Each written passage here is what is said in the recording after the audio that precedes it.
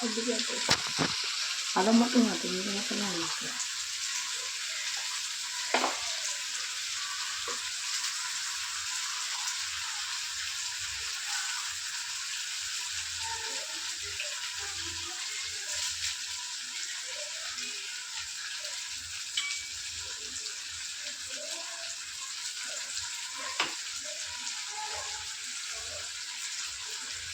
இப்போ தக்காளி வெங்காயம் எல்லாம் நல்லா வதங்கிடுச்சு ஃப்ரெண்ட்ஸ். இப்போ வதங்கினதுக்கப்புறம் நம்ம கொத்தமல்லி கட் பண்ணது கொத்தமல்லி சேர்த்துக்கிட்டு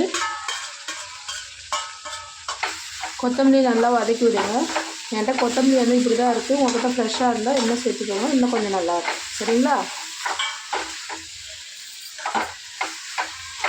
இந்த மாதிரி பண்ணி நெக்ஸ்ட்டு வந்து என்ன பண்ணணும்னா நல்லா வதங்கிடுச்சுன்னா வதக்கிட்டு மிக்சியில் நல்லா ஆற வச்சுட்டு மிக்சியில் எடுத்து போட்டு நல்லா அரைச்சிட்டு ஒரு தாளிப்பு கொடுத்துருங்க ஃப்ரெண்ட்ஸ். அவ்வளோதான், தோசைக்கு தேவையான சுவையான கதம்பம் சட்னி ரெடி.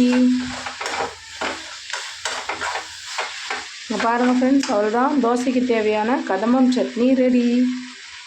இவ்வளோதான் ஃப்ரெண்ட்ஸ், நம்ம வீட்டில் வச்சுருக்கிறத வச்சு நம்ம அருமையான ஒரு சட்னி ரெடி பண்ணியாச்சு.